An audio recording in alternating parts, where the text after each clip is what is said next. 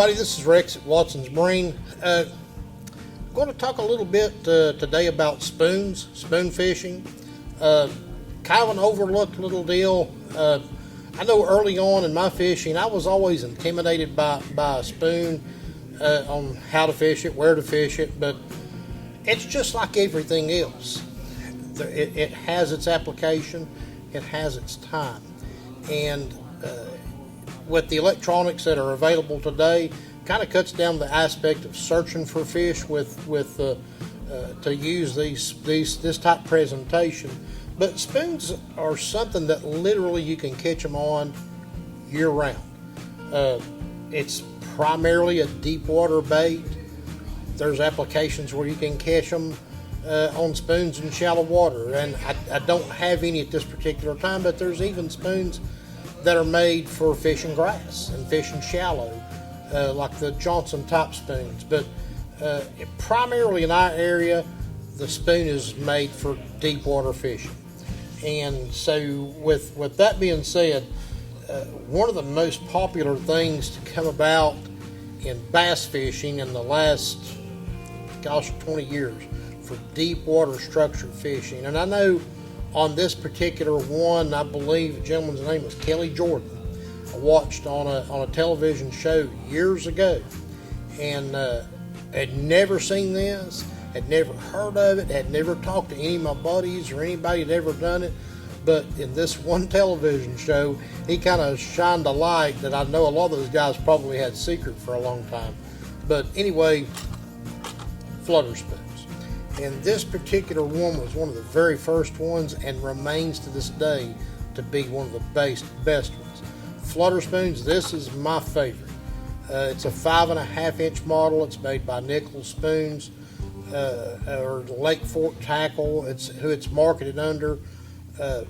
Absolutely a fish catching deal. I mean, it kind of a post spawn type deal in those bass. And when they start moving back into deeper water off the drops and ledges, this bait is a fish catcher. And there's several different models of this thing. This particular size was basically one of the first ones that I ever saw. And then it kind of graduated up. You started seeing bigger sizes of it. Now, once you get into fishing these really bigger baits, it's not the easiest thing to fish. It's pretty intensive fishing. You're casting this bait out. As you can see, this particular one, this is an 8 inch spoon. It's pretty heavy, so you're casting this thing out, and you're letting it, exactly what it says, you're letting it flutter down. And then when that bait gets to the bottom or to your desired depth, you're going to rip that bait back up with your rod and then let it fall on the slack line again. Well, doing that with this spoon is fun. It's not that big of a deal. Doing that with this baby is work. I mean, so you have to have kind of some specialized rods and even your reel a little bit to assist in fishing these bigger type spoons. But make no mistake, folks look at these and you think, my gosh, what kind of fish are you going to catch on these? You'd be surprised. You're going to catch bass. Largemouth and smallmouth bass will bite these baits.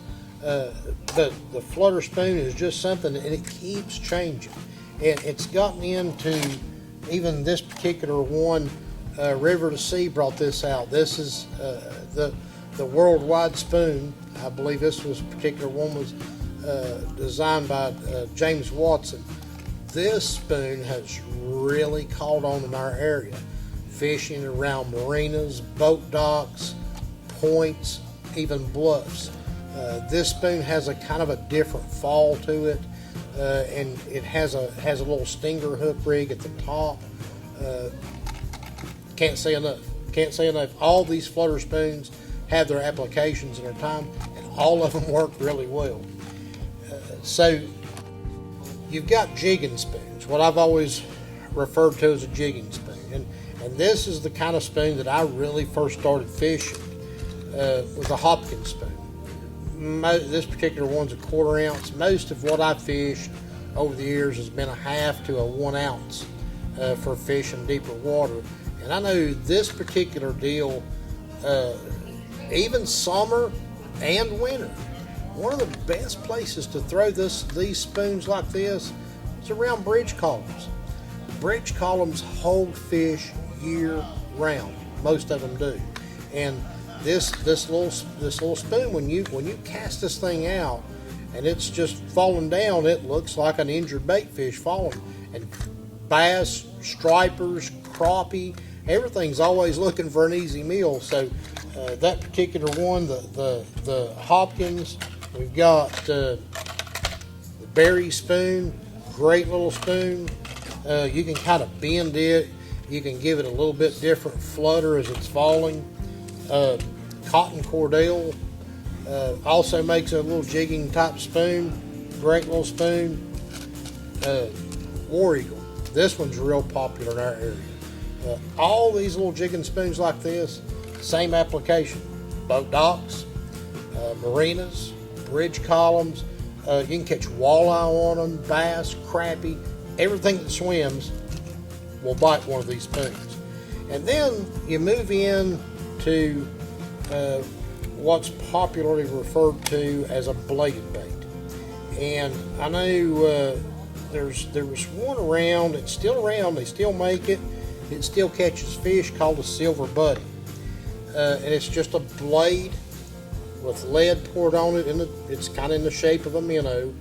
And that silver buddy, golly, it's such a great little bait to fish. You can cast it, you can work it out off points, you can vertically fish it. One of the hottest changes to that bait has been the Mickey Vault. The Mickey Vault, this little bait, you can vertically fish it. You can get over top of fish, the school of fish, and looking at them with your depth finder. You can drop this bait to them, just working it up and down. And this lead, the way it's poured, it kind of gives it a swimming, vibrating action. Or you can stand back and cast this thing out on points, ledges, drops, and you're going to let this bait just kind of fall. And when you pull on this bait, when you pick up on it, you'll feel just a real quick, tight vibration.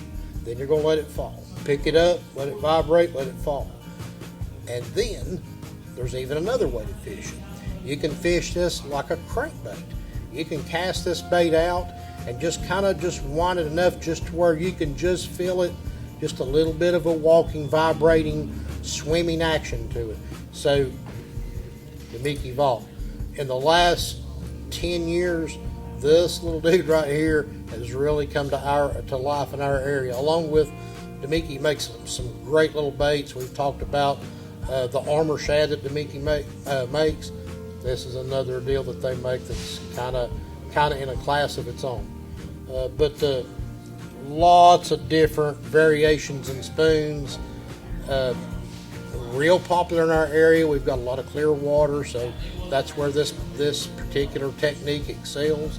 So come up anytime you want.